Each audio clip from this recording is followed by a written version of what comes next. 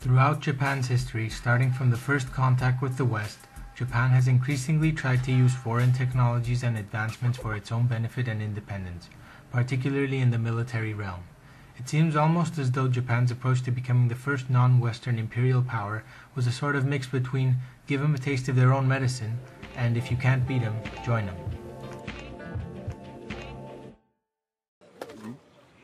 Whoa! Baseball?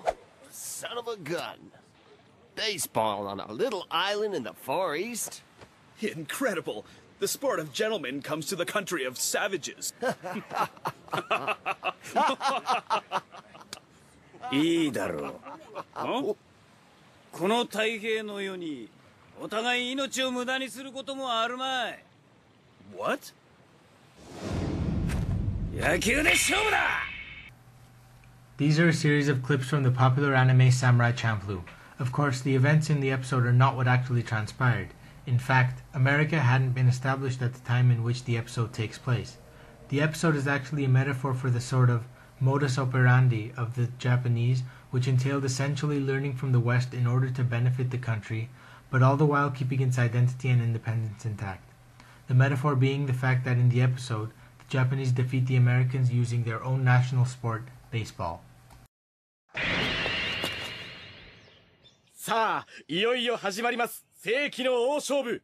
米国と日本のまさに威信をかけた戦い。日米対決プレイボール。WD 投手第9音鳴らした。次のバッターはジン選手でありますが、おっと、これは下段の構えであります。果たして野球に応用できるのか？打った！打球はセンター前へ。Jesus. Freaking kamikaze. このアメコードはさっさと国に帰りやがれ。起き上がった。もはや米国チームに選手はいません。試合終了です。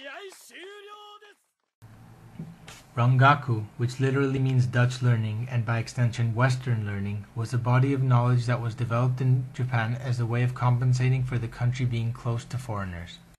そんな大それたこと言われても、それに異国の船は即刻打ち払いというお触れが出とりますゆえ。From 1640 up until 1720, Japan got its updates of international news solely from Dutch envoy expatriates and visitors. After 1720, when Shogun Yoshimune relaxed the restrictions on the import of foreign books, there was an influx of Western literature, which included books from an array of topics such as new technologies, medicine, and art.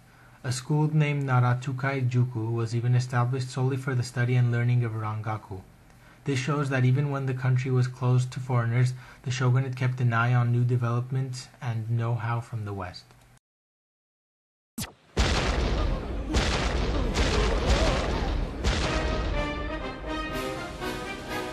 Who's in charge here?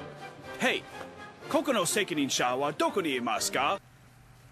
After the arrival of the American Commodore Matthew Perry and his forced opening of Japan using what came to be known as gunboat diplomacy, the shogunate asked the daimyo, the leaders of each of the domains of Japan, what they thought the country's course of action should be. Most daimyo answered stand and fight, but others wanted to learn from the West in order to be able to fight back in the future. It's a bunt! No! Ninja baseball.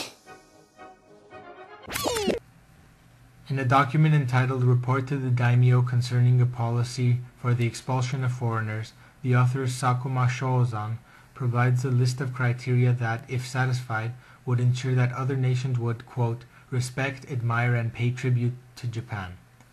He admits that at the time Japan is inferior to the West in all the fields that he mentions. Therefore, instead of fighting the strong, Japan must wait and learn from the West.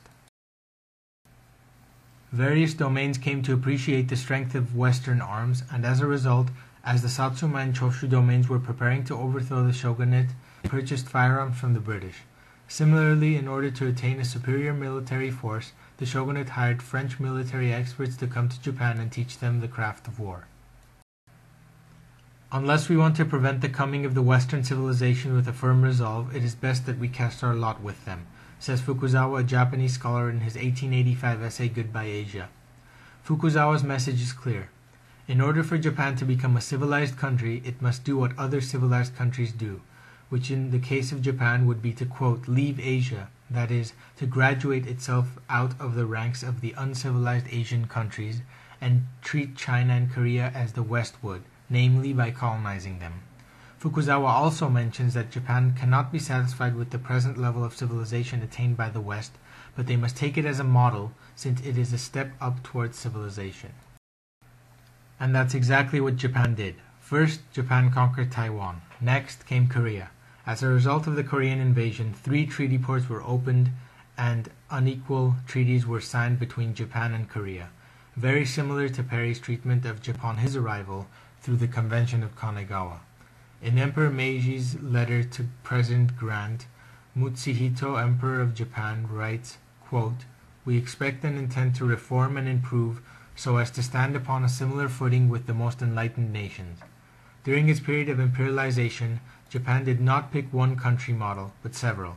It borrowed institutions and strategies from the most advanced countries of the world and eventually achieved the imperialist status that it had been aiming for.